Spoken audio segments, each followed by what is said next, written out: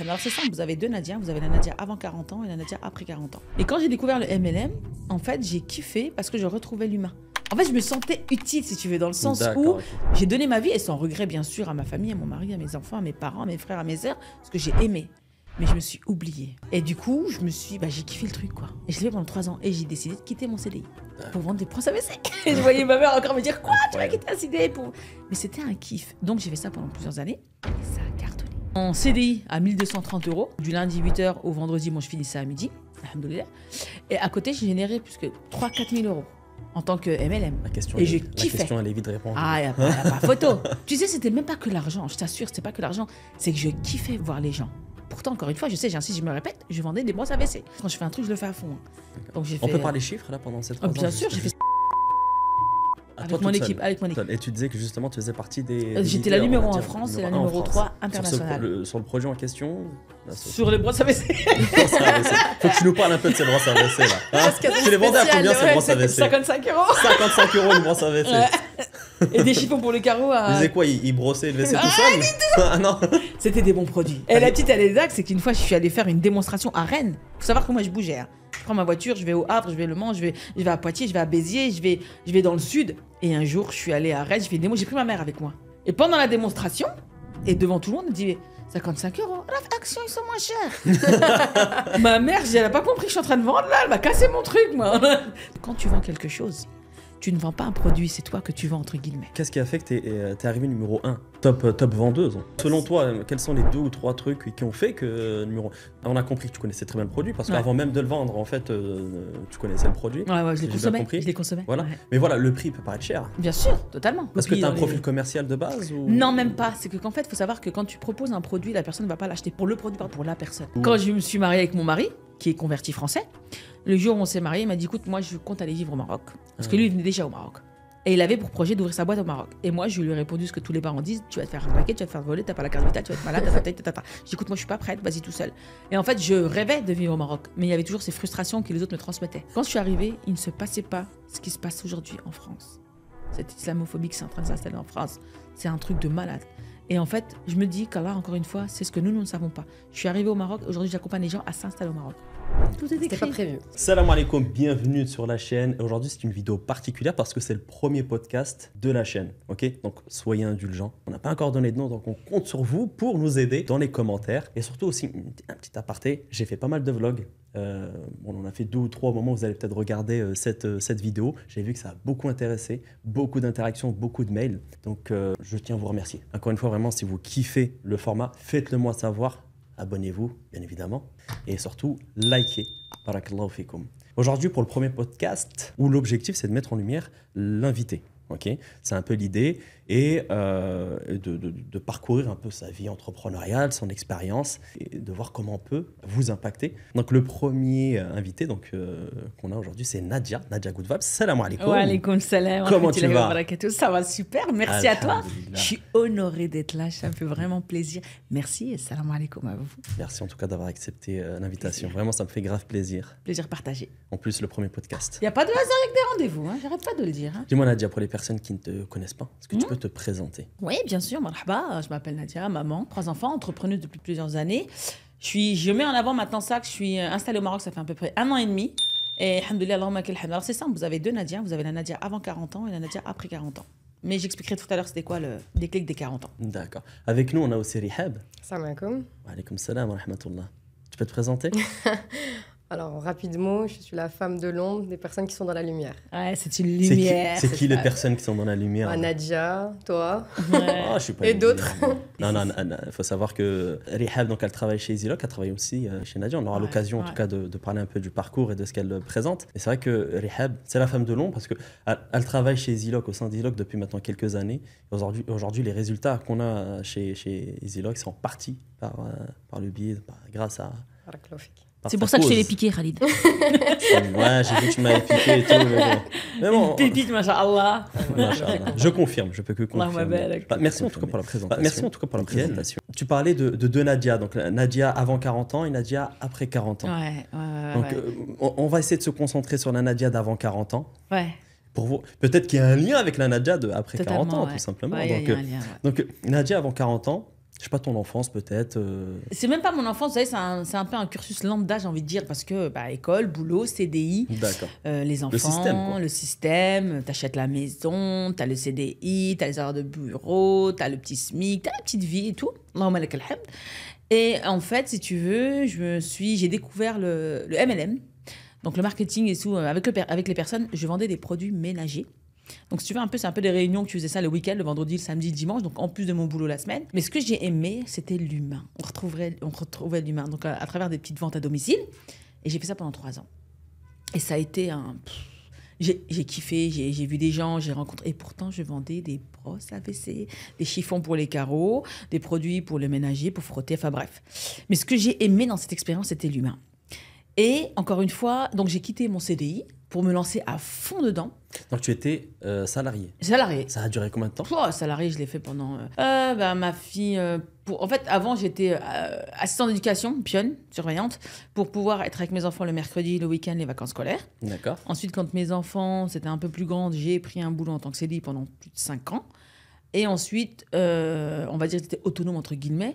Et donc, ce petit CDI était à 300 mètres de chez moi. Donc, je rentrais le midi, je travaillais pas les vendredis après-midi. C'était vraiment un petit bon blanc, tu vois. Et quand j'ai découvert le MLM, en fait, j'ai kiffé parce que je retrouvais l'humain. En fait, je me sentais utile, si tu veux, dans le sens où j'ai donné ma vie, et sans regret, bien sûr, à ma famille, à mon mari, à mes enfants, à mes parents, à mes frères, à mes sœurs, ce que j'ai aimé. Mais je me suis oubliée. Et donc, à travers le MLM, je retrouvais la connexion humaine, l'amour humain aussi. Et du coup, j'ai kiffé le truc, quoi. Et je l'ai fait pendant 3 ans. Et j'ai décidé de quitter mon CDI pour vendre des brosses à WC. Et je voyais ma mère encore me dire, quoi, tu vas quitter un CDI pour... Mais c'était un kiff. Donc, j'ai fait ça pendant plusieurs années. Et ça a cartonné. Ça a super bien marché. J'étais numéro 1. Mais tu as eu un déclic entre le moment quand tu es sorti du salariat en fait, parce que le MLM est venu à toi ou... Ouais, un jour, on m'a demandé... L'opportunité, comment est venue cette opportunité? En fait, subhanallah, il n'y a pas de hasard quand on fait avec des rendez-vous. Je suis allée à... C'est vrai que tu le dis souvent, ça. Il n'y a pas de hasard. C'est ma phrase fétiche. Moi, je suis persuadée qu'aujourd'hui, c'est ça. D'ailleurs, c'est comme le rendez-vous qu'on a là aujourd'hui. En fait, je suis allée à une espèce de crémaillère pour une maison avec 2 amis et j'y suis allée et c'était à Mulhouse. Et quand je suis arrivée, c'est une démonstration de produits ménagers. Et je connaissais les produits parce que je les avais déjà. Je les achetais déjà à travers ma belle-sœur. Bref. Et en fait, j'ai pris indirectement la place de la conseillère en disant « Ah, ça, c'est les PA, ça, c'est les super, non, prends ça, ça va t'aider. » Et là, elle m'a dit « Mais vas-y, prends ma place. » Je dis « Non, c'est bon. » Et puis, elle m'a dit « Bah, viens, rentre avec nous. » Je dis « Ah non, le vendredi, non, je peux pas, le samedi, dimanche, non. » Elle me dit « Écoute, fais-le, ça te coûte rien. » Je dis « Ouais, c'est vrai, ça coûte rien. Je consomme les produits, je les connais. » Donc, c'est comme ça que c'était suite à une crémaillère. Et c'est comme ça que je me suis lancée. Tout simplement, en fait. Tu as saisi, on va dire, cette opportunité. Ouais, je me suis dit, en fait... Tu as quitté tout de suite le salariat? Alors, moi, il faut savoir que... Tu as fait un parallèle... Je ne suis pas réfléchie, je suis spontanée. J'ai quitté mon boulot au bout de 6 mois.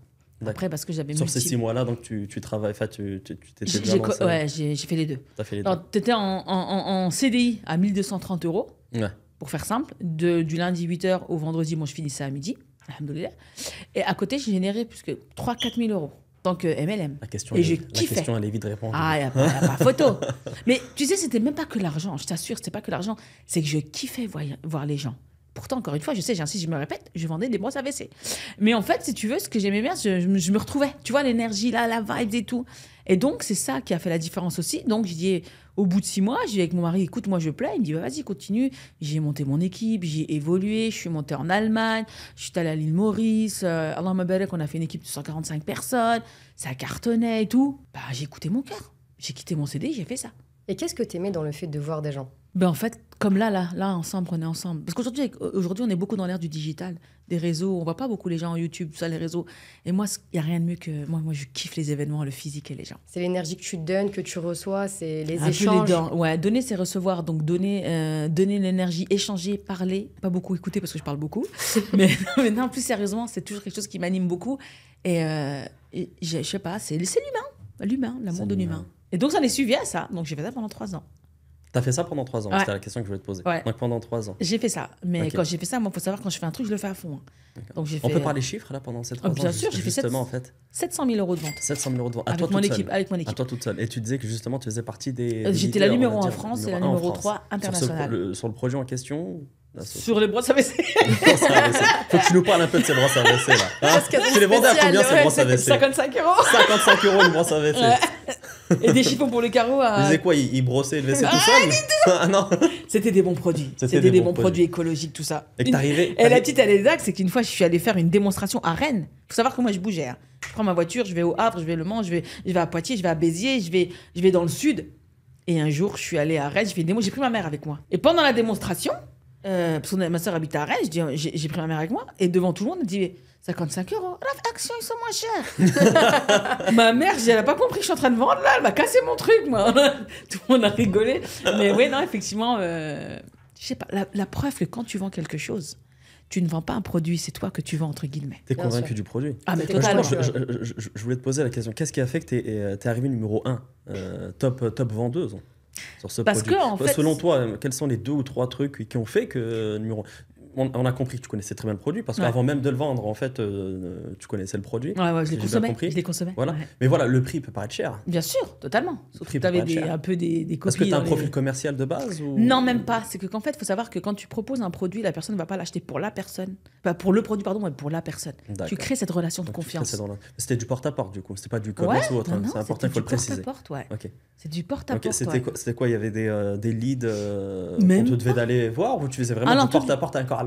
Tout était en physique. Il y avait pas de. Tout était en physique. Tu toquais chez les gens et tout. En fait, si tu veux, je faisais des mois chez moi. C'est important. C'était en juillet 2000. Je suis rentrée en juillet 2019. Juillet 2019. Ouais, d'accord. Ouais. Et si tu veux, j'ai demandé à 2-3 copines d'organiser des petites réunions, tu vois, des petits trucs sympas. Et les gens venaient et je faisais en sorte que après la réunion, je reprenais 3 rendez-vous. Et j'étais fou. Selon toi, c'est l'humain qui a fait vraiment que t'es arrivé top vendeuse. C'est la confiance. La relation et la sincérité, l'authenticité. Même si aujourd'hui, on verra tout à l'heure pourquoi je suis plus dans cette entreprise, je consomme les produits. Je les commande à travers une de filles que j'avais recrutée. C'est excellent. C'est des bons produits. Voilà. Je suis convaincue, donc je suis convaincante parce que je suis convaincue. Okay. Donc selon toi, c'est clairement le fait que voilà, au-delà d'acheter le produit, ils ont acheté la personne, quoi. Ils ont aimé la personne. Il y a la confiance derrière. Et c'est un engagement. Et je pense que voilà, tu parlais aussi du produit, vu que tu étais convaincu du produit. Ah, totalement. Donc voilà. Est-ce que tu penses qu'il fallait avoir une appétence dans le commerce? Une appétence, c'est-à-dire des vraies compétences commerciales? Pour moi, honnêtement et sincèrement, tout le monde peut être commerçant dès l'instant qu'il le fait avec sincérité, authenticité. C'est-à-dire qu'aujourd'hui, il y a des gens qui me disent « Ouais, moi, j'arrive pas à vendre. » Indirectement, on va prendre un exemple. Tu veux mettre ton fils dans un club de foot. Il n'y a pas de place. Il reste petite place. Il y a beaucoup d'enfants. Tu vas vendre ton fils. Ouais, mais c'est le meilleur, mais il est gentil. Toi, tu vas aller passer un entretien. Tu connais tes capacités. Tu vas réussir. Mais c'est ça, se vendre, en fait. Indirectement, on se vend tous. Mais justement, toi, tu as cette facilité à te vendre ou à vendre des produits parce que tu es vraiment convaincu. Il y a des personnes qui n'ont pas forcément cette facilité. Mais il faut être, justement... Demain, moi, aujourd'hui, c'est vrai que je suis beaucoup sollicitée pour proposer des produits, mais je dis beaucoup non. Les rares produits où personne... convaincu du produit. Ouais, de la personne. Peut-être de la personne aussi derrière. Pas tout. Ouais, non, pas tout. Ouais, c'est pour ça que je n'aime pas quand on dit Nadia influenceuse, je déteste ce mot. Même si j'ai rien contre les personnes qui font ça. Attention, c'est que pour moi, c'est vraiment, je vise la qualité à la quantité. Très important. Ouais, c'est important. Parce que c'est un engagement, c'est une responsabilité. C'est important, en tout cas, ce que tu dis là depuis tout à l'heure, le fait vraiment de... C'est vrai que c'est une règle en commerce, hein, et de plus en plus maintenant, c'est pour ça que de plus en plus, on travaille sur le personal branding, sur la personne, pour donner confiance, d'une part, mais aussi le fait d'être convaincu du produit. Donc ces deux-là, franchement, dès que tu les as, tu exploses. Donc tu es convaincu du produit, tu sais ce que tu vends, tu sais voilà, les résultats que ça peut apporter, tu les connais. Et en plus, voilà, tu inspires confiance. On essaye, alhamdoulilah. Donc en fait, ces deux combos-là font les résultats que tu as eu. Donc tu parles de quand même 700 000 € en 3 ans. Et les gens me disaient, mais comment tu fais? Bah, je dis, je vends la même chose que donc tu as fait 3 ans. Donc de 2019 jusqu'à décembre 2021. Décembre 2021. Ouais. Pourquoi t'as pas continué? Alors ça se passait super bien. Ça se passait trop bien, le journal, la télé, tout. J'étais dans les podiums, on m'appelait à chaque fois. En Allemagne, j'ai monté, je suis allée à Majorque, on a fait des séminaires, on était sur des... Et pourquoi t'as arrêté du coup? Je me suis fait virer. On t'a viré alors que t'es numéro 1? Ouais, je me suis fait virer. Tu nous racontes là. Je le dis avec le sourire, mais je vous assure, ça a été extrêmement difficile. Alhamdoulilah, Allah, ce qu'on ne sait pas, ses plans sont les meilleurs. J'ai reçu un mail le jeudi 23 décembre, veille de réveillon pour... personne qui faisait une réunion, c'était la date exacte, c'est que ça t'a impacté. Il était 11h04, j'étais en voiture et je faisais des livraisons. J'étais en train de livrer mes clientes et là, ma fille m'appelle, me dit « Maman, on a reçu un recommandé alors qu'on n'a pas l'habitude de recevoir des recommandés. » Elle me dit « Mais le facteur n'a pas voulu me le donner parce que tu n'étais pas à la maison. » Mais je dis « C'était quoi le tampon sur le... » Elle me dit « Écoute, c'était le nom de la société en question. Ben, je dis, attends, demain c'est le réveillon, ils vont fermer, je vais pas rester tout le week-end comme ça, qu'est-ce qui se passe, quoi? Pour moi, c'était rien dit, quoi, il y avait rien. En fait, tu voyais pas le truc venir? Pas du tout! Là, tu parles de, ok, tu t'es venir, mais pas du tout. Mais pas du tout. Pas du tout, parce que les gens, c'est comme ça, ils te sourient. T'es la meilleure, t'es la meilleure. J'avais eu une réunion juste avant, avec le responsable, le PDG de la société, avec sa fille, sa femme. Je suis arrivée, il y avait une juriste, il y avait ma responsable. Ils m'ont dit, on est là pour se réunir, pour t'aider à mieux gérer ton équipe. T'as trop de monde. On veut t'aider à gérer ton équipe. Ça, c'était combien de temps avant la... C'était le 30 novembre. Ah oui, donc c'était quelque... En fait, tout était calculé. Moi, j'avais rien vu voir, quoi. Et moi, je suis arrivée, tout, c'était à Strasbourg, Oberhausbergen. Et j'arrive, je me pose, je vois tout le monde, qu'est-ce qui se passe? Bonjour, bonjour. Et là, je sens un truc, mais je me dis, c'est pas possible. Mais je suis restée, on m'a posé 2-3 questions, des gens de mon équipe. Elle était en arrêt maladie, apparemment, elle a travaillé. Elle a fait une vente, mais il manquait 3 centimes. C'est des trucs bidons, tu vois, un truc bidon. Ok, il cherchait la faille, quoi. Ouais, mais quand moi, on trouve, pour te dire, par contre, comment je suis des fois trop nia, je l'ai pas vu venir. Oui, oui. Je dis, ouais, bah ok, d'accord, ok. Et là, je rentre chez moi, et là, le 23 décembre, donc je reçois le recommandé, et j'appelle le boss, je lui dis, écoute, t'as envoyé un recommandé à la maison, et moi, je suis pas au courant. Je suis pas à la maison, c'est le réveillon, vous avez fermé. Il me dit oui, bah je dis bah non, je peux pas attendre jusque lundi. Dis-moi ce qu'il y a, quoi. Qu'est-ce qui se passe? Il y avait ma sœur qui arrivait. Oui, on fête pas Noël, mais en fait, si tu veux, c'était des longs week-ends. Mon frère arrivait de Orléans, ma sœur arrivait de Rennes. Okay. Tout le monde venait chez moi, on était 25. Mais vraiment histoire de se retrouver, tu vois. Ah, tu peux nous le dire, tu fêtes le réveillon, c'est pas grave. Elle l'a pas dit ça. En fait, comme mes frères et sœurs habitent loin, Non, dindon, c'est Thanksgiving. Elle avait la dinde. Comme ils habitaient loin. Non, souvent, on fait un couscous, tu vois.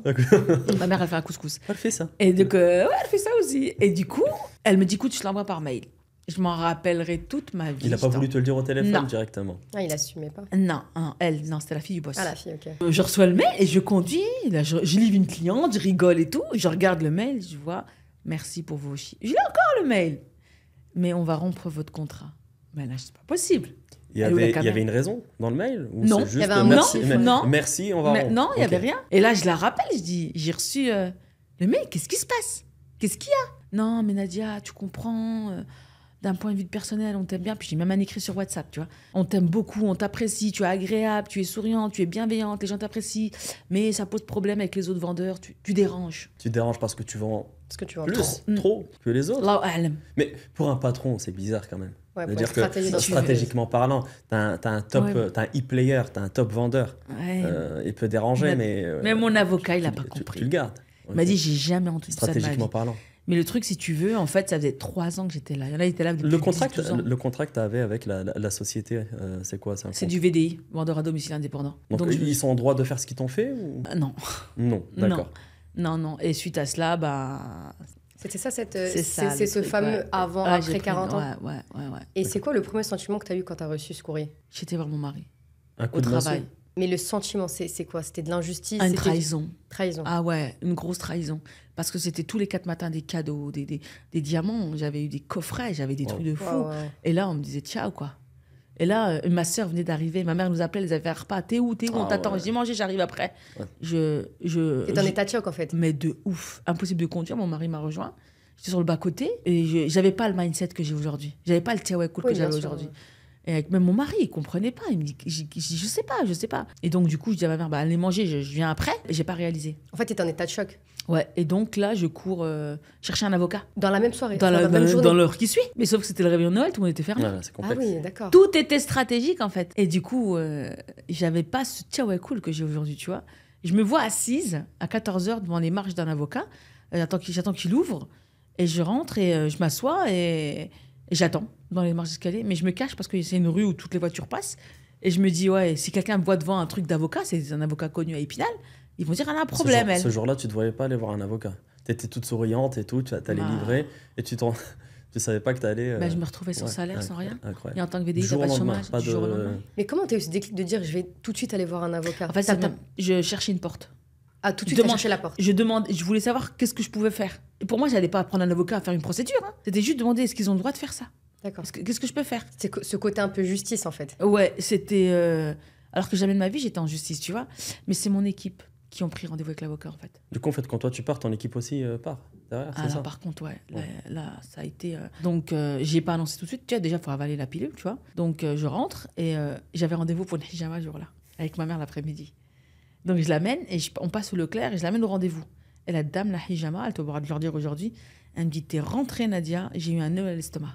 Ah, ton énergie, elle était vraiment... Elle m'a dit, tu m'as fait un nœud à l'estomac. J'ai rien dit, Salem, ça va, tu vas bien? Elle me dit, ça va Nadia? Je dis, ouais, ça va, alhamdoulilah, et toi? Et j'avais une séance pour moi, je l'ai annulée du coup. J'ai un truc à faire, j'ai pas le temps. Et elle m'a dit après, mais je te jure, j'ai eu mal au ventre. En fait, elle a absorbé mes émotions. Et j'ai quand même fini par le dire. Je comprenais pas. Et donc, de toute façon, moi, je sais pas faire semblant. Je ne sais pas faire semblant. Donc, je me suis enfermée pendant 3 mois dans une pièce. 3 mois. Ouais, au moins 3 mois. Je voulais voir personne. C'est une dépression. Donc même tes enfants, ton mari... Ouais, je pouvais pas cuisiner, je pouvais rien faire, je pouvais pas... Mais en fait, cette démission, tu l'as associée à quoi personnellement? C'est-à-dire que est-ce que c'était un refus? C'est-à-dire qu'en fait, c'est comme si on te fermait une porte? Non, mais j'avais pas le mindset que j'avais aujourd'hui. C'était pas un tawakkul, c'était pas une destinée d'Allah Azza wa Jal. Je priais, c'était mécanique. Tac, tac, tac, tac, tac. Tu vois, il y avait pas cette connexion. On a connu cette période-là. Tu vois? Ouais. Et en fait, les gens me disaient, fais la sourate là, fais la doua là, fais la enamaya là, apprends cette sourate et tout. Mais je dis, mais il n'y a rien qui se passe. Ouais, il n'y a rien qui se passe, il me rappelle pas. En fait, je comprenais pas. Tu pensais que c'était un appel... Ouais, redonnez-moi mon contrat. C'est direct ou quoi? Ouais, je crois 5G que c'était... tout de suite. Mais je te jure, ça a été... j'ai pas compris. Et ça a été quoi le déclic après ces 3 mois de dépression qui ont fait que tu t'es relevé? C'est mon fils. Quand il parlait de moi dans la cour d'école. Quand ils ont dit, ouais, ce qui paraît, la mère de Yanis, elle s'est fait virer par la société en question. Et là, mon fils, il dit, ouais, t'as répondu quoi? On était à table. Du moment, tu veux que je réponde quoi? C'est la vérité. Ah, ça là, par contre, ouais, ça m'a fait mal. Parce qu'il faut savoir que j'avais pris ma voiture personnelle et j'avais floqué dans la société devant, derrière, sur les côtés, sur les portes.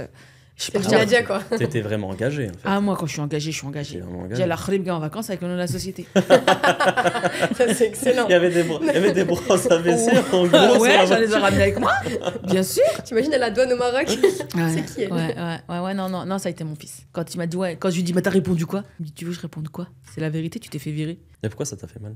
Parce que je voulais pas que ça touche mes gosses. D'accord. Okay. Ça vous a impacté financièrement? Bien sûr. Sur cette Bien 3 mois? sûr. Vous avez été on impacté? pouvait payer la maison, j'avais pas le droit au chômage, VDI.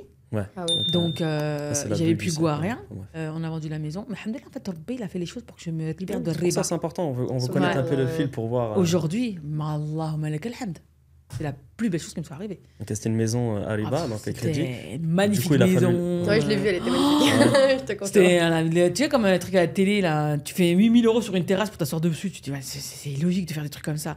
Mais en fait, je suis la société. Tu vas faire comme tout le monde. Aujourd'hui, je me suis détachée du matériel. Alhamdoulilah. Et c'est cette épreuve qui a fait vraiment un avant-après Nadia. Ah ouais. Est-ce que tu penses qu'il faut réellement, entre guillemets, toucher le fond pour vraiment reprendre l'essence de soi-même, vraiment qui on est? Bah, pour ma part, si j'aurais pas eu ça, j'aurais pas pris l'essence de moi-même. C'est intéressant. Donc c'est la plus belle chose qui te soit arrivée aujourd'hui. C'est pour ça qu'on On va y revenir justement. C'est pour ça qu'on dit qu'Allah n'éprouve que ce qu'il aime. On va y revenir. Donc voilà, il s'est passé 3 mois. Donc tu as eu ce déclic le jour où ton fils il est venu te voir. Il t'a dit, voilà, on parle de toi dans la cour, etc. Donc tu voulais pas que tes enfants soient impactés. Non. Voilà, en tant que mère de famille, tu voulais pas. Non. Donc c'est ça qui t'a. Ouais. Autant les restaurants, parce que je livrais des restaurants dans les Vosges. Il m'appelait pour passer des commandes. Je me débrouillais pour trouver une solution. Allez, Flaine, tu peux aller là, tu peux aller là, tu peux aller là, tu peux être dépanné lui. Ça m'a pas. Les restaurants, les professionnels, ça m'a pas. Par contre, mes enfants, si. D'accord. Ah non, pas moyen. Et c'est une question un peu personnelle. Est-ce que tu penses que tout ce qui t'est arrivé, il y a un lien avec l'enfance? L'abandon, tu veux dire? Au-delà la trahison? Au-delà de l'abandon, le fait que quand on retrace ton histoire, t'es quelqu'un, Allah Wabarak, je te connais, t'es beaucoup dans le sacrifice, t'es beaucoup dans le don. T'es beaucoup dans... Les autres, tu penses aux autres, clairement. Des fois, c'est flippant. Ouais. Je me dis, est-ce que c'est pas lié à ton enfance? Certainement, c'est vrai, certainement. Mais j'ai l'impression que nous, les Arabes, on a toujours été... on veut toujours donner pour les autres, je crois. En fait, on donne ce qu'on n'a pas reçu. Maman me tape pas. Elle t'écoute.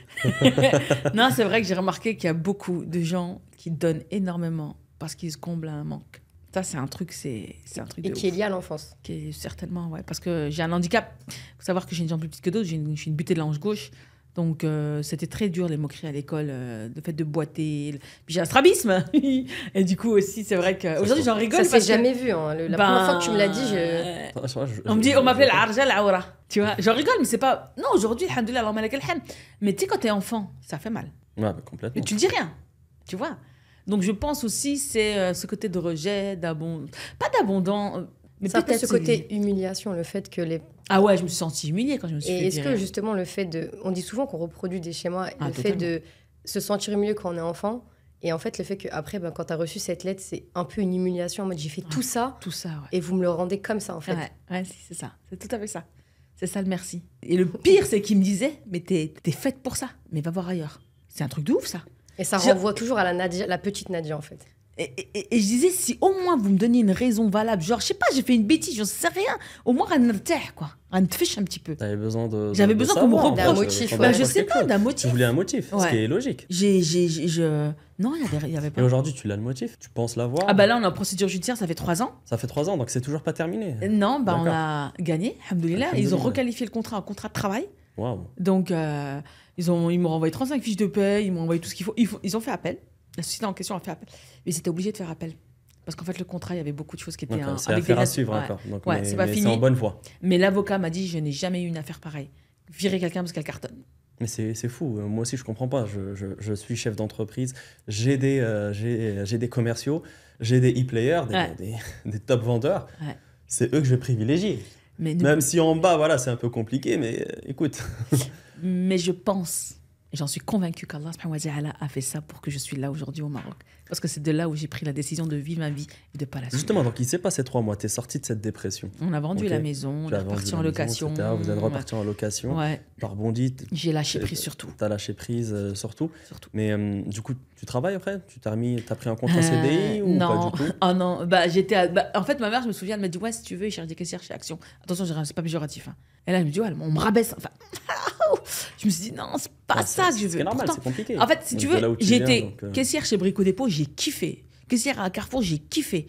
Mais là, en tant que maman, je voulais pas travailler beaucoup. Dans le sens, l'esprit de commerce. T'avais goûté à autre chose. J'ai porté des pots de peinture, j'ai fait plein de boulot, je travaillais au Quick, tout fait.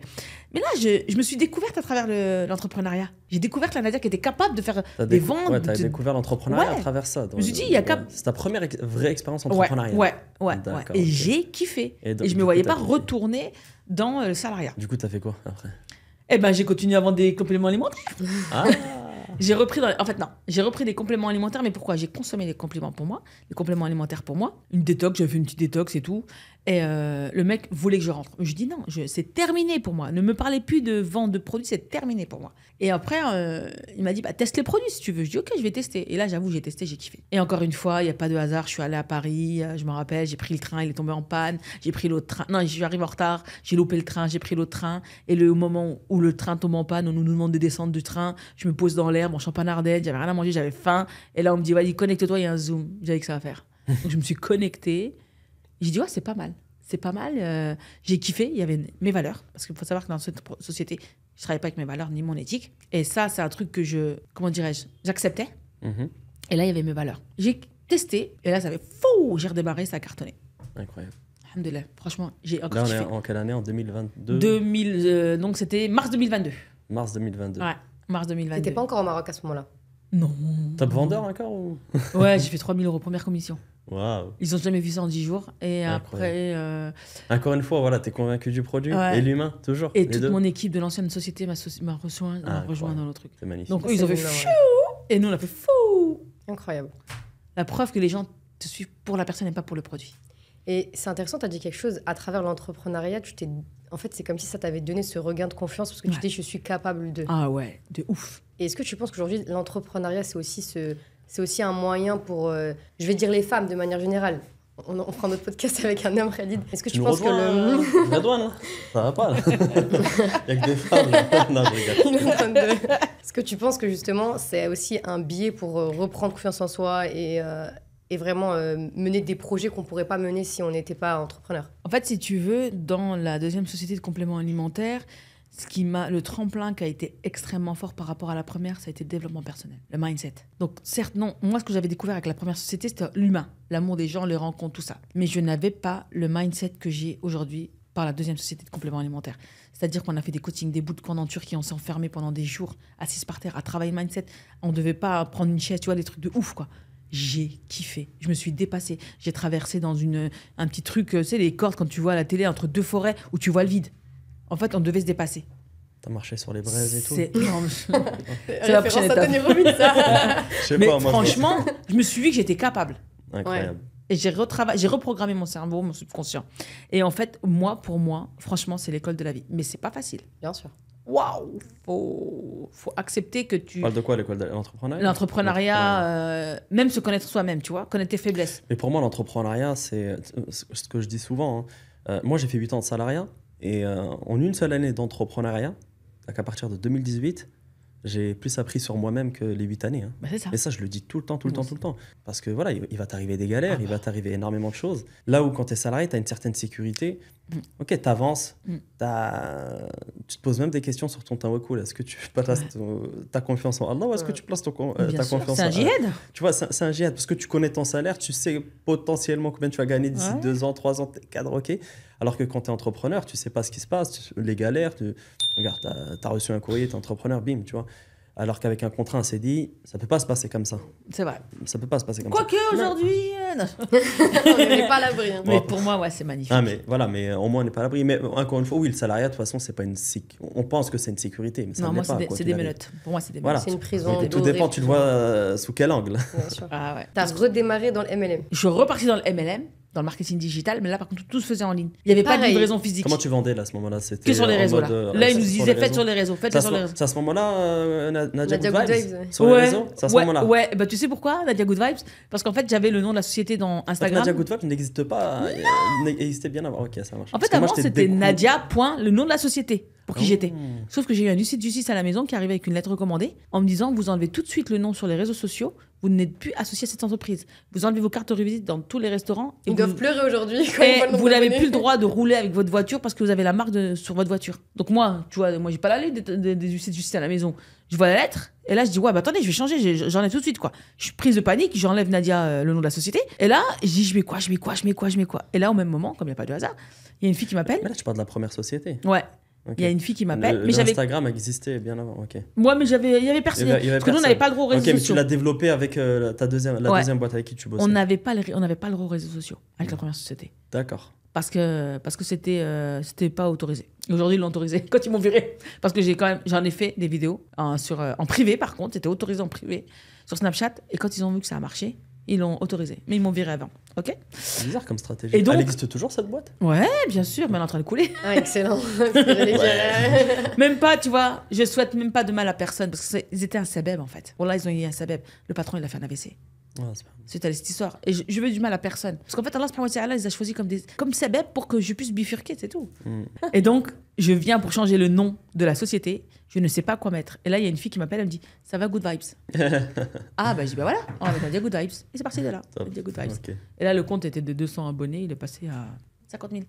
Là, tu parles avec la deuxième société, ça? La deuxième société. Parce qu'ils nous disaient faites les réseaux. Et t'as fait le même démarrage avec la deuxième société? Ouais, ils ont rien compris. J'ai fait Saphir. Saphir, c'est un rang que tu fais en. Celui qui m'a recruté ne l'avait pas fait en 7 ans. Ah, ça, c'est beau, ça.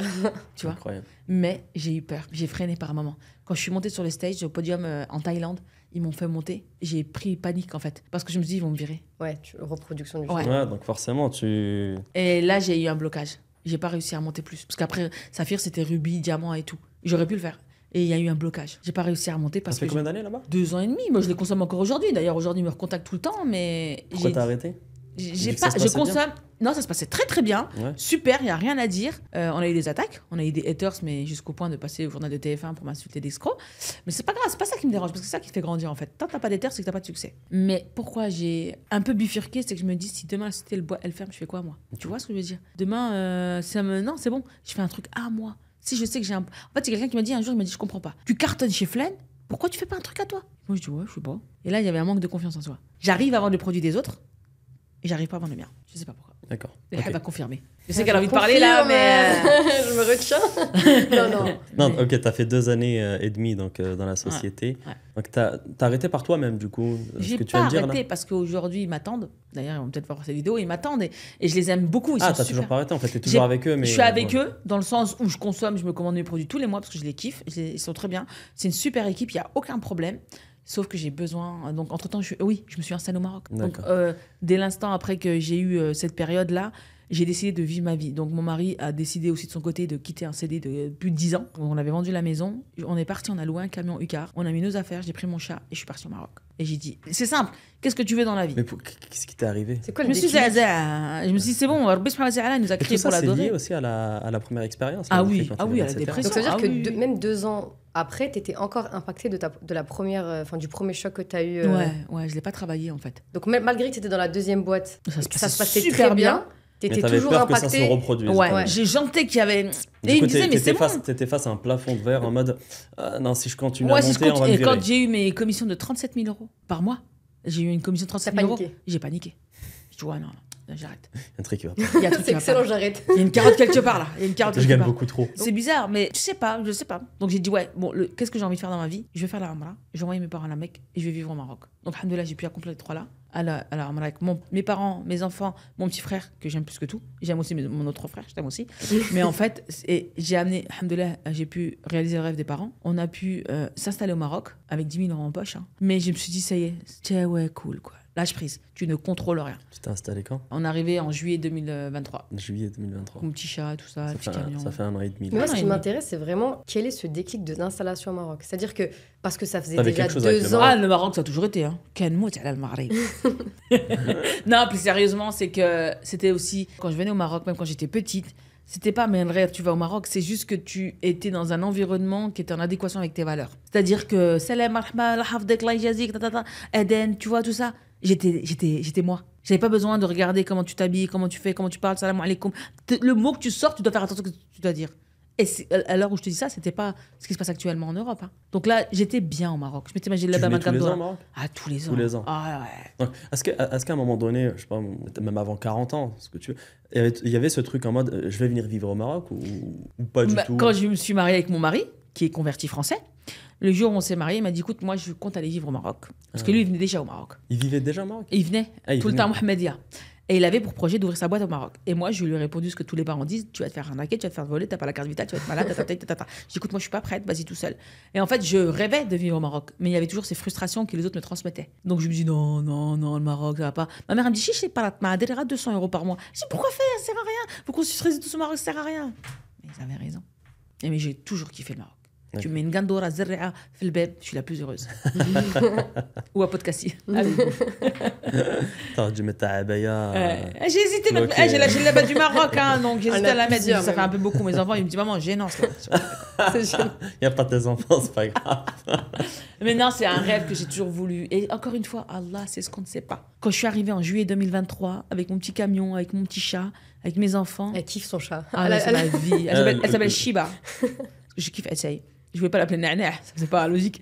En fait, le truc, c'est que quand je suis arrivée, il ne se passait pas ce qui se passe aujourd'hui en France. Cette islamophobie qui est en train de s'installer en France, c'est un truc de malade. Et en fait, je me dis qu'Allah, encore une fois, c'est ce que nous ne savons pas. Je suis arrivée au Maroc, aujourd'hui, j'accompagne les gens à s'installer au Maroc. Tout est C'était décrit. pas prévu. C'était rien, C'était pas prévu. pas du tout. Toi, quand tu viens t'installer au Maroc avec ta famille, t'avais un plan? Bon, en mode, vendre mes un compléments plan alimentaires. Rester à vendre des compléments Ouais, alimentaires. ça marchait etc. bien, tout Ok. ça. Donc tu pouvais le faire à distance. Je pouvais le faire à Donc, tu t'es distance. dit, c'est ok. Ouais, je vais le faire. C'est nickel. Nickel. Là, tu voulais vraiment vivre ta vie. En fait, c'était en mode Ouais, ouais. Ouais, je vais vivre la vie, pas la subir. Ok. Et pour les personnes qui ne savent pas, effectivement, aujourd'hui, tu accompagnes Les gens qui s'installent au les Maroc. gens à s'installer au Maroc. Et je connecte. Qu'est-ce aussi les gens. qui a fait que tu as décidé de te lancer dans cette aventure-là? Parce que je le faisais indirectement, en Tu fait. le faisais indirectement. En fait, si tu les veux, gens venaient te voir peut-être Les à gens, travers en les fait, quand réseaux. je partageais à travers les réseaux sociaux un peu mon parcours, l'école, en fait, il y a eu aussi le combat du voile pour ma fille en mission française. Oui. Et c'est ça, en fait, qui a fait un peu le buzz, même si c'était pas le but. Et en fait, les gens me disent comment t'as fait l'école, les enfants, le logement, le loyer, comment tu sais. Et je répondais. Et au bout d'un moment, je pouvais plus, quoi. Donc je faisais des petits zooms, des petits ateliers, je faisais des lives Instagram, j'expliquais, je répondais. Et le marché, Ça, tu il a faisais parlé. tout naturellement. Tout ça. naturellement. Et le marché, Voilà. il parlait. J'ai besoin d'aide, dis-moi comment faire. Et quand je suis arrivée à Rabat, les gens me disaient ouais, moi aussi je me suis installée à Rabat. Ouais, ça fait 10 ans, je fais ça. Attendez, on va faire un petit groupe WhatsApp, ça peut être sympa de se rencontrer. J'ai créé un petit groupe WhatsApp, Good Vibes Rabat.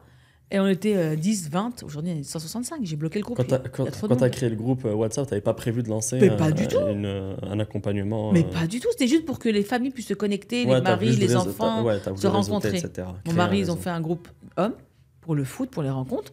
Mais c'est riche de malades. D'ailleurs, je crois que t'es dedans en plus. Ouais, Hein je suis dedans. Et ta femme est dans le mien. Hein Exactement. D'ailleurs, vous avez trouvé quelqu'un dans... C'est une pépite, ce groupe. Et quand j'ai vu que, masha'Allah, je confirme que c'est une pépite, je confirme. Parce que même l'école dans laquelle on est actuellement, donc il y a l'enseignante, donc a été, je ne sais pas si tu le sais, mais elle a été pistonnée via Cynthia. Cynthia qui a été pistonnée via ton groupe. Donc on est des cours de Sabab. Mais je pense indirectement, il y a plein de choses qui se passent dans ce groupe sans que tu le saches. Oui, il y a plein de trucs qui se font. Il y a plein de trucs. Alhamdoulilah, il n'y a aucun problème. Donc voilà, donc tout naturellement, parce que les gens ils viennent te voir, te posent des questions sur le Maroc et tout et tout. Et là, ouais. Donc, et là, du coup, j'ai créé le groupe Rabat. Il y a 165 familles, mais là, j'ai bloqué. Il y avait trop de monde. Après, il y a des gens qui me disent ouais, moi je vais à Tanger, moi je vais à Marrakech, moi je vais à Agadir. Comment tu fais? T'as pas de groupe, t'as rien? Je dis non. Attends, il y a un besoin là. Qu'est-ce qu'on peut faire? J'ai fait une communauté avec toutes les villes du Maroc. On est plus de 600 aujourd'hui. J'ai fait toutes les villes de Maroc. Et j'ai dit comme ça, parlez entre vous, rencontrez-vous, faites votre truc. En fait, moi, j'aime bien lancer le truc, faire le truc, après, tu vois. Et après, je passe à autre chose. J'ai besoin de... Voilà. Et après, quand je vois que ça parlait, quand je vois qu'il y a un besoin, quand je vois que les gens demandaient, du coup, j'ai délaissé les compléments alimentaires et j'ai travaillé pendant des mois et des mois et des mois avec mon mari. Tu peux pas faire les deux en même temps? C'était compliqué? Non, il faut que je reste focus sur un seul truc. Je suis un feu d'artifice, Rihab pourra vous le dire. Mais dans ce cas-là, c'est intéressant parce que, ok, complément alimentaire, c'est ce qui te ramène l'argent. Faut dire ce qu'il en est. Ouais. Du coup, tu décides d'arrêter pour te lancer sur un projet. Pour être focus dessus. C'est un projet qui au départ est caritatif parce que tu le fais vraiment de manière bénévole. Gratuit, ouais. J'avais pas. Mais quand t'as lâché, t'avais peut-être l'objectif de. Même pas. J'ai écouté mon cœur jusqu'à que j'arrivais plus à payer mon loyer. Ça c'est Nadia, ça je confirme. J'ai écouté mon cœur. Cool, il est de ouf jusqu'à que je n'ai pas réussi à payer mon loyer. J'ai une question qui me vient en tête là comme ça, c'est on parle souvent de tawakkul dans les épreuves, de manière générale sur les réseaux, etc. Mais comment tu l'as développé à un niveau, je connais Nadia, c'est puissant quand même. Limite, c'est flippant en fait. Quand je dis flippant, je me comprends. Ma mère, elle parle comme elle. C'est que des fois, en fait, j'ai eu des scènes où elle me dit non, mais t'inquiète, lâche prise, t'es cool. Je dis, mais elle est folle. Ah ouais. Et en fait, non, mais quand je dis elle est folle, j'ai compris. Mais ouais, ma mère aussi, elle me disait ça. Comment tu fais? Mon père, il me dit, je sais pas comment tu fais. Hein. Je dis, papa, tu ne contrôles rien. En fait, c'est quand j'ai compris par rapport à cette dépression de travail, que je pensais tout contrôler, que j'ai rien contrôlé, que je me dis en fait que je contrôle rien. Je fais les causes, je place ma confiance et je recule en arrière. C'est comme le rendez-vous là qu'on a tout de suite maintenant. C'est écrit, nous on le savait pas. Et c'est pareil dans tout dans la vie en fait. L'école, les enfants, le foot, tout.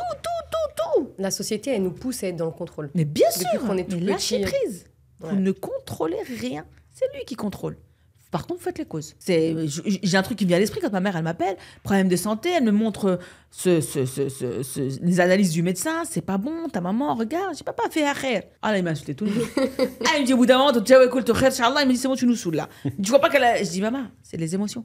Enfin, je veux dire... En fait, t'es dans le truc en même temps, voilà, tu veux faire quoi? Tu veux faire quoi? Quand t'as pas le contrôle, tu peux rien faire. Donc autant prendre un peu de recul et si t'as le contrôle, tu sais que tu peux. Tu peux faire en sorte t'as libre arbitre, toi. Etc. Tu fais l'action. Mais quand tu l'as pas, à ce moment-là. Mon fils l'a pris l'avion, il m'a dit maman, on a eu des turbulences, tu flippais. Je dis ouais, t'as fait shahada, t'as fait quelque chose.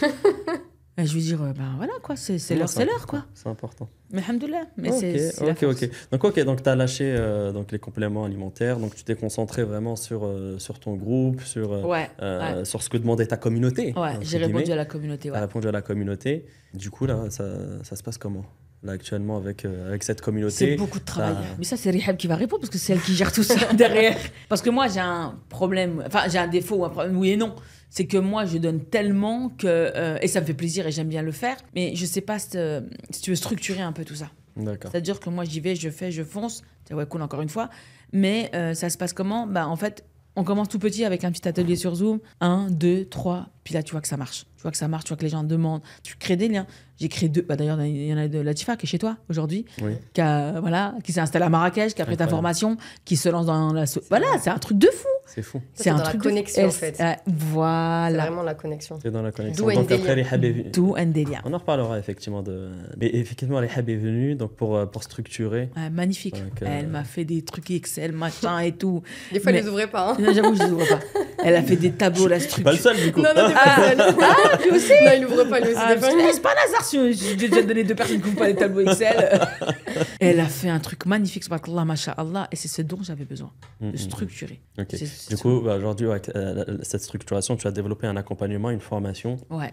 Et t'accompagnes, on va dire, les gens à s'expatrier, à s'installer. J'ai repris les problèmes et j'ai répondu aux problèmes. Okay. Justement, avant de parler de l'accompagnement, les différents problèmes que rencontre un expatrié, une personne qui vient s'installer. Tu vas avoir le logement, l'école, la mentalité, l'argent, le travail. Et le travail. Le travail.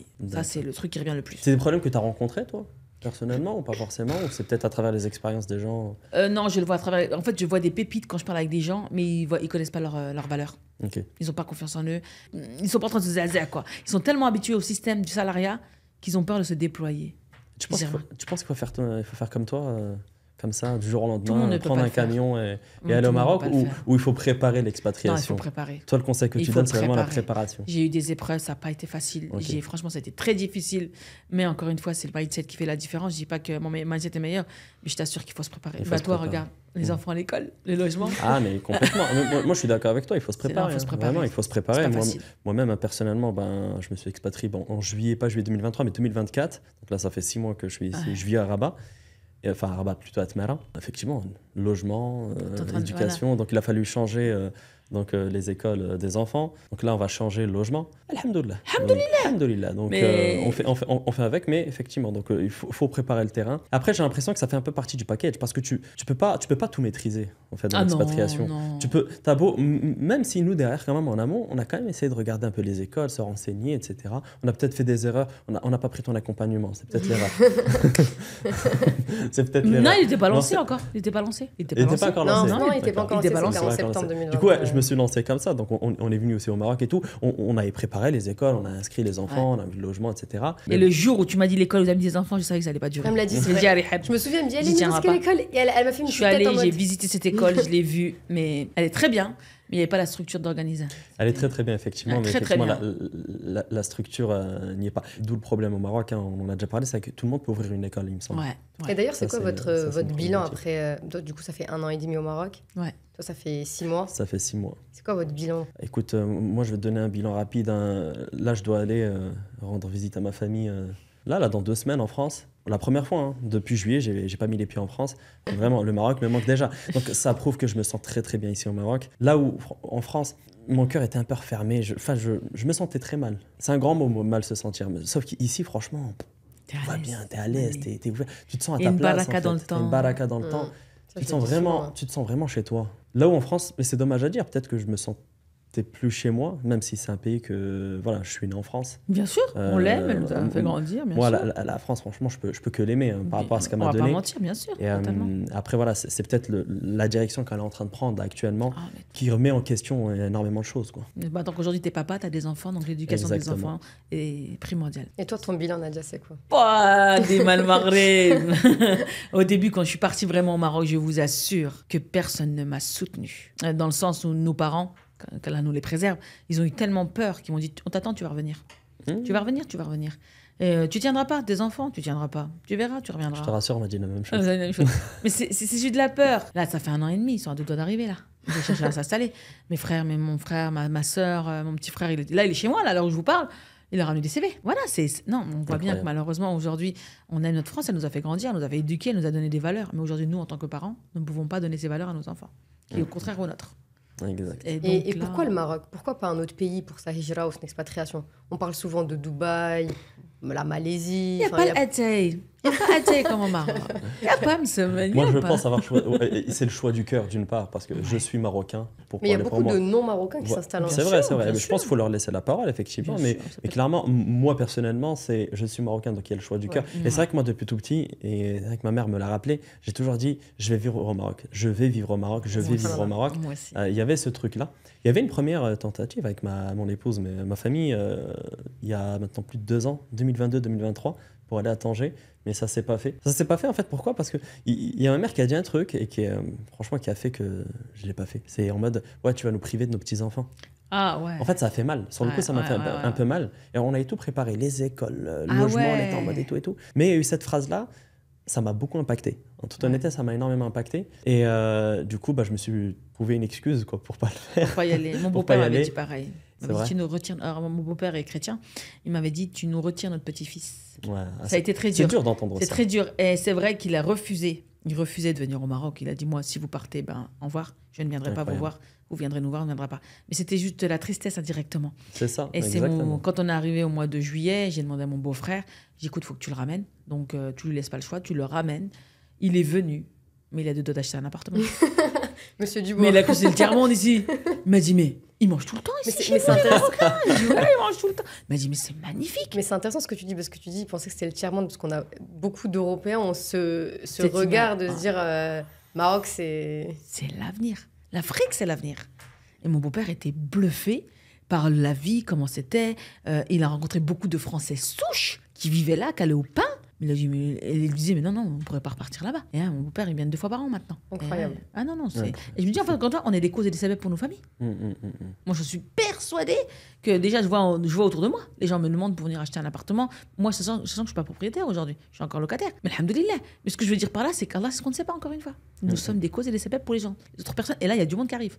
Là, il y a une vague en train de se passer. Là, je suis à Marrakech, je suis à deux, je crois, j'ai l'impression d'être à Grenoble ou à Bordeaux, là. On en a marre, il y a trop de... Mais c'est fou. dès l'instant que tu respectes l'autre, marhaba bil rasoul ayn. C'est fou. C'est tout. Tu te disais, toi, tout à l'heure, il faut absolument s'organiser avant de venir et s'expatrier. Ouais. Selon toi, en fait, c'est quoi les étapes Se faire accompagner. Se faire accompagner. Alors, tu commences déjà, pour moi, l'état d'esprit. Parce que toujours on dit qu'il y a le choc des deux cultures. Ça, c'est important. Tu viens pas avec ta mentalité européenne. Tu t'adaptes et non le contraire. La première chose.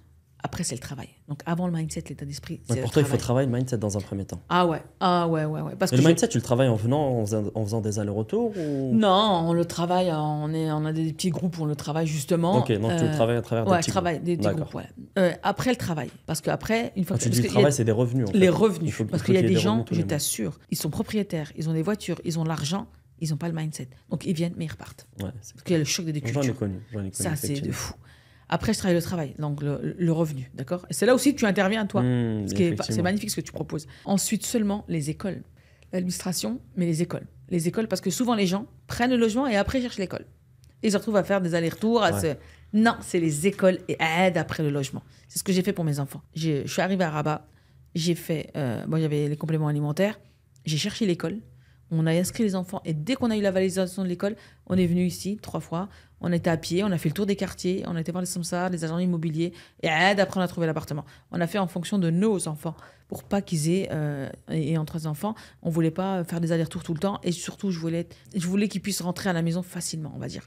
Et après donc c'était l'école, le logement et après Donc, ok, si je comprends bien, vraiment le mindset dans un premier ah, temps. c'est la base. Ensuite, les revenus. Les revenus, Les la revenus, stabilité financière. La stabilité financière. Donc, quand tu dis stabilité financière, c'est le fait de venir avec un apport Non. ou des revenus tous les mois qui tombent. Non, pas venir à un Si une apport. personne vient avec 100K mais il n'a pas de revenus tous les Non, mois. bah, Ou 200K. Reste chez toi. Hein Bah, reste chez toi. Je l'ai la dit, base, hein, il m'a dit. dit, écoute, Nadia, j'ai 80 000 euros, je fais quoi? Je vais au Maroc, je dis, reste chez toi. Et toi Non, c'est pas l'apport, c'est avoir un revenu. Ah, avoir oui. quelque chose qui te permet de tous les mois. C'est extrêmement important. C'est important ce que tu dis. Parce que le Maroc, très ça coûte important. pas forcément moins cher. Hein. C'est très important. L'école est un budget, le loyer est un Je confirme, budget. Je confirme. C'est un rein. Et tu Mais- préconises quel type de business, justement, En en ligne. s'installant en ligne? Ah ouais, en ligne. Pour moi, le Tu business. conseilles, tu conseilles une personne qui souhaite s'expatrier, venir travailler ici En tant que salarié, En tant que salarié, tu peux. tu peux. J'ai accompagné un monsieur qui s'est installé à Casablanca, qui est salarié. Donc, il faut savoir, il avait un bon salaire, il a 25 000 dirhams, il avait une voiture de fonction. Par contre, il fait 44 heures, d'accord. Il s'est avéré à m'appeler à faire un AVC au milieu de la nuit. Waouh. Il a tout géré, le logement, l'école, il était tout seul. Il n'avait pas de famille, sa famille était un adore. Il n'avait personne. C'est pour ça que je dis toujours travailler le mindset, l'état d'esprit. Tu peux faire le salariat. Si tu as vraiment un bon poste et tu vois, genre ils prennent en considération l'école ou des trucs comme ça, ouais. Mais pour moi, tu échanges ton temps contre de l'argent. Donc, toi, tu préconises l'entrepreneuriat. D'accord. Maintenant, voilà, si tu n'as pas le choix, pourquoi pas dans un premier temps, Tu peux. prends un poste, Ouais. mais toujours dans l'optique J'ai d'entreprendre. un jeune papa aussi qui est en centre d'appel, qui fait 9 000 dirhams par mois. Et il est parti parce qu'il était papa d'un petit garçon de 7 mois. Il était hors de question pour lui qu'il éduque en France. Il est arrivé, il n'avait pas d'argent. Donc il est rentré dans un centre d'appel, il parlait français. 9 000 dirhams, il a pris un petit logement. Tu vois, il a fait avec son budget. Là, j'ai de quoi. Mmh. C'est possible. Ce qui C'est est bien possible. au Maroc, c'est que vraiment, il y en a pour toutes les poches Bien au sûr, final. tu peux. Effectivement Bien vivre dans sûr. des quartiers. Je prends l'exemple de Tmara parce que je connais très bien Bien Tmara et moins bien Rabat, mais c'est vrai que Tmara, bah, tu as des quartiers, d'un quartier à un autre, Mais d'un bien kilomètre sûr. à un autre. Franchement, tu as des quartiers où tu vas louer Chabi, tu vas louer 200, Bah, même pas même. pour moins de 200 euros, tu peux trouver. 200 euros. pour moins de 2000 dirhams. 200. Désolé. Parle pas en euros. Ok, désolé. Donc on va parler en dirhams. Pour moins de 2000 dirhams, tu trouves un. Tu trouves, bien sûr. Là où il suffit d'avancer sur l'avenue 1 ou 2 kilomètres, un quartier un peu plus classe, on va Bien dire, sûr. tu es sur du 7000, 8000, 9000. tu vois. Bien sûr. Et tu peux même monter beaucoup plus en Parce que 40 000. réalité. Et aujourd'hui, il y a des gens qui louent que 40 000 dirhams. Ah, mais... Donc ok, donc toi tu préconises l'entrepreneuriat avant le salariat, même si tu n'as pas le choix. Bien sûr, tu tu passes peux. par le salariat, mais avoir quand même cette petite idée. Donc tu parles de business en ligne. Mais c'est vrai qu'on peut aussi parler d'immobilier, on peut parler de conciergerie, sous-location. C'est vrai qu'on travaille ensemble justement sur cette partie, parce que c'est vrai que moi, j'ai des personnes, j'accompagne de base en France. Voilà, c'est là-bas mon domaine d'expertise. Et maintenant, je bifurque petit à petit au Maroc. Il y a de la demande. De fou. Il y a de la demande de fou. J'ai moi-même testé le marché et je vois le potentiel qui est juste incroyable ici au Maroc. Pas besoin d'être propriétaire. Voilà. Tu peux commencer en lançant une petite agence de gestion, conciergerie, sous-location professionnelle et pouvoir générer plusieurs dizaines de milliers de dirhams. Ok, bon, là, j'ai pas dit euros. Plusieurs dizaines de milliers de dirhams, ne serait-ce qu'avec une seule villa en gestion, clairement. Justement, quand tu parles de ça, ce qui est intéressant, c'est que le Maroc est un terrain neutre au niveau de l'immobilier. Et là, il y a tout à faire. Donc on accompagne, donc on a bifurqué maintenant au Maroc petit à petit, donc on accompagne les personnes à se lancer aussi dans une agence de gestion, conciergerie, sous-location. Et on a des résultats qui sont juste incroyables. Il y a des personnes avec une agence, avec un seul logement, une villa, ça rapporte plusieurs dizaines de milliers de dirhams, juste incroyable. Et justement, en fait, la problématique que j'ai, moi, avec ces personnes-là que je souhaite accompagner, c'est qu'ils ne savent pas comment s'expatrier. Souvent, ok, ouais, j'ai envie d'entreprendre, j'ai envie de me lancer dans la conciergerie ici au Maroc, mais je ne sais pas comment m'expatrier. Et c'est justement la raison pour laquelle on a fait on collabore ensemble. Parce que toi, aujourd'hui, tu as aussi cette problématique des personnes qui veulent s'expatrier. Et qui n'ont pas de... bon, les finances, comment ça se passe, etc. C'est ça, c'est complémentaire. Donc c'est là où justement, nous, on intervient. Et oui, l'immobilier, ici au Maroc, il y a vraiment beaucoup à faire. Beaucoup à faire en immobilier. Il y a des opportunités qui sont juste incroyables. Donc, soit effectivement, tu viens avec un apport et tu achètes, il y a moyen de faire de l'achat-revente, il y a moyen vraiment d'acheter pour moins de 100 000 euros, on va parler comme en euros, et ici sur Marrakech, et avoir des rendements à plus de 15-20%, des rendements que tu ne trouves pas en France aujourd'hui. Mais même si tu n'as pas les fonds, c'est pas grave. Tu lances une conciergerie tout à fait. C'est pour ça que c'est complémentaire. Il y a beaucoup à faire. Il n'y a pas de hasard, encore une fois. Tu vois, le fait qu'on collabore et qu'on travaille ensemble, c'est pas un hasard.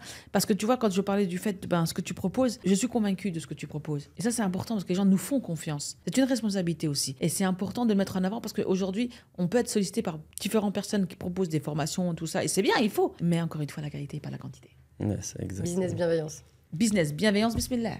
BBB. Et vous en pensez quoi du développement du Maroc ? C'est quoi Comment vous voyez le Maroc dans 5 ans, 10 ans ? En fait, il suffit de voir un peu ce qui se passe à travers les événements. Aujourd'hui, il y a la CAN très bientôt. On parle de Coupe du Monde en 2030. On est même en train de parler de Jeux Olympiques. Je ne sais pas pour quelle année, mais il y a des bruits qui courent. Donc, en fait, juste avec ces événements-là, ça te donne un ordre d'idée quand même du développement. Donc, après, on ne compte pas juste, notamment moi je suis dans l'immobilier. Aujourd'hui, on ne se lance pas dans l'immobilier juste parce qu'il y a la Coupe du Monde, juste parce qu'il y a la CAN. Non, en fait, quand il y a ces événements-là, c'est game changer pour un pays. Bien sûr. Regarde ce qui se passe aujourd'hui, le plan 2030. Toutes les infrastructures. Regarde, aujourd'hui, avec le Bouraq, Tanger, Rabat ou Knetra, une heure et demie. Il me semble moins d'une heure. Ah non, parce qu'ils vont faire Tanger, Marrakech, une heure et demie. Ok, je parle de Tanger, Knetra. Mais pour 2028, oui, une heure et demie, Tanger, Marrakech. On va venir boire et on va partir. Juste incroyable. Et qu'est-ce qui va se passer ? Donc forcément, ça va développer aussi le tourisme interne. Mais totalement. Ça va développer. Et on parle de Marrakech, là, il y a des vols directs New York maintenant. Dakhla aussi. Dakhla, exact. En fait, toutes ces choses-là des signaux. C'est des signaux, tout simplement. Et il faut les prendre en compte. Il faut les prendre. Ce n'est pas un hasard. Donc, quand tu parles du développement du Maroc, franchement, moi, je suis fier de mon pays, le Maroc. Je suis fier d'être marocain. Vraiment, je le dis. C'est fou. Et la mission, en tout cas, qui est portée derrière le Maroc à travers notre roi, qui est juste incroyable. Notre roi, machallah, qu'Allah le préserve. Il a dit dans son dernier discours. Là, la CCME, il va mettre en avant justement tous ces MRE qui rentrent au Maroc. Il veut mettre en place des choses et qu'on investisse au Maroc. On va zérer le Maroc. Moi, je suis persuadée encore une fois qu'il n'y a pas de hasard que des rendez-vous. Quand je suis arrivée avec mon petit camion, il ne se passait pas ce qui se passe aujourd'hui. Donc peut-être que toi... Tu vois que ça bouge en fait. Bien sûr. Mais bien sûr. C'est pour ça que le marché parle de plus en plus. Bien sûr. On le voit aujourd'hui à Marrakech, à Dakhla, à Casa, à Tanger. Aujourd'hui, Marrakech, c'est devenu une destination d'un week-end. Hein, il y a 30 vols par jour, je sais pas, exactement ce que j'allais dire. Paris-Marrakech. Tu trouves une trentaine de vols par jour, Paris-Marrakech. 89 € le billet, c'est plus cher que le billet des SNCF quand tu vas à Paris dans les Vosges. C'est comme le métro, le délire, c'est comme un RER, il y en a tout le temps. C'est vrai. Vraiment, c'est une ligne vraiment où il y en a tout le temps. Quand on était jeune, on n'allait pas au Maroc, on prenait le J5, on le remplissait. Attends, tu prends l'avion, tu fais un aller-retour avec un bagage de 10 kilos. C'est ça. Et justement, c'est toutes ces personnes qui arrivent, qui rentrent, qui se connectent là. Ils ne se connaissent pas. Et peut-être que nous sommes cause des bêtes pour les connecter. C'est pour ça que j'ai créé l'agence Endelien. Parle-moi un peu d'Endelien, justement. Endelien, ça a été un... En fait, je m'apercevais que... Tout récemment, j'ai vu ça. Ouais, tout récemment, là, en fait, encore une fois, le marché a parlé. Quand j'ai fait ce groupe WhatsApp, quand j'ai vu qu'il y avait des gens qui me contactaient, Nadia, je cherche ça, je cherche des comptables, Nadia, je cherche ci, je cherche ça. Attends, mais il y a des gens qui cherchent du travail. Il y a un truc à faire, là. Il y a un cabinet de recrutement qui m'a contacté aussi de Casa. Et les gens me contactent, je me dis, mais là, il y a un truc à faire, connecter. Et c'est vrai que j'ai fait un accompagnement avec Hayat, qui a fait un peu mon excellence, le M2, j'ai adoré. Parce qu'elle m'a dit, en fait, ton truc, Nadia, et moi, c'est vrai, c'est les événements, c'est le physique, c'est les gens. On en revient connecter. À la première société, ce que je faisais, c'est connecter les gens et créer du lien. Ouais. Moi, je kiffe faire ça. Et du coup, j'ai créé l'agence Endelien, donc Nadia Dubois Lien avec mon mari, Nicolas Dubois Lien, pour pouvoir permettre aux gens de se connecter. Donc, ils s'installent au Maroc et après, ils se connectent avec business, professionnel, clients et tout ça. Du coup, j'avais une dernière question pour vous. Tu as parlé d'Endelien, tu as parlé de connexion, tu as parlé de l'importance de l'humain, les événements, etc. Est-ce que tu penses qu'aujourd'hui, c'est indispensable d'avoir du réseau? Totalement. De développer... Alors, c'est pas d'avoir du réseau, c'est au-delà de ça, de travailler son réseau, de développer son réseau. Ah, c'est la base. C'est la raison pour laquelle, justement, quand tu vas développer des réseaux, quand tu vas rencontrer les gens, regarde, toi, tu as été le sabeb pour moi et Khalid. Ouais, tu vois, il n'y a pas de hasard. Et moi, c'était Hassan. Et toi, c'était Hassan. C'est un truc de fou, quand même. Quoi. Pour moi, le réseautage, c'est principal dans un business. Mais, encore une fois, business, bienveillance, bismillah. On en a fait les frais. Exactement. On en a fait les frais. C'est pas grave, on apprend, il n'y a pas d'erreur. Mais en fait, parce que toi, tu vas connaître quelqu'un que je connais quelqu'un, qui connaît quelqu'un que je connais quelqu'un. Toujours être éthique et valeur. Et de toute façon, tu vas te là, même si t'es pas correct, tu vas te là, tu vas faire de l'argent, mais tu vas retomber aussi vite que t'es monté. Exactement. Et après, téléphone arabe, on est fort pour ça. Exactement. Non, mais tu as tout dit sur le réseau et je te rejoins complètement. Ouais. De toute façon, si tu veux te développer, à un moment donné, il va falloir réseauter. Si tu restes dans ton coin, ok, mais tu vas être mis face à des plafonds de verre. Et c'est toujours intéressant de pouvoir réseauter, de pouvoir échanger, de pouvoir parler avec des personnes qui sont donc à la place que tu aimerais peut-être avoir. Donc, dans 1 an, 2 ans, 3 ans. Moi, c'est la plus belle richesse. C'est ouf. C'est magnifique, ça. C'est une richesse. Tu as des gens qui disent, ouais, t'as changé ma vie, entre guillemets. T'as été la sabeb. Exactement. Une cause. Mais c'est dans le misaine. C'est magnifique. Donc, tu fais un boulot qui te passionne. Et en plus de ça, tu vas, entre guillemets, aider des gens qui vont pouvoir changer. Toi, dans l'immobilier, générer des revenus. Exactement. Moi, connecter les gens, s'installer au Maroc. Ce qu'ils disent s'installer au Maroc, c'est éducation des enfants. Ça a une valeur, c'est important. Exact. Tu vois, Allah nous a mis là pas pour rien. Encore une fois. Donc, bismillah, tu vois, cool. Top. En tout cas, merci. Avec plaisir, merci à vous. Merci on va conclure. Mais comment on peut te retrouver maintenant sur les réseaux? Sur les réseaux, Nadia Good Vibes. Bon, okay. De toute façon, on mettra tous les liens, dans la description de cette vidéo. Vraiment, merci beaucoup. Avec plaisir. J'espère que ça vous a plu. Ce podcast, on va essayer d'en faire un peu plus. Il faut nous le faire savoir, c'est important. Likez, mettez une étoile sur votre plateforme préférée. Dites-nous en commentaire ce que vous voulez. Comme ça, Khalid vous fera plein de podcasts. Voilà, exactement. Et voilà. Et si vous voulez une partie 2, dites-le nous. Il y a encore plein de choses à dire. Plein de choses à dire en réalité. Merci à toi aussi, Rihab. Merci, Rihab. La petite lumière. Masha'Allah. On regarde les fichiers Excel maintenant. C'est bon. C'est bon. Promis. Inch'Allah. Salam alaikum. Alaikum.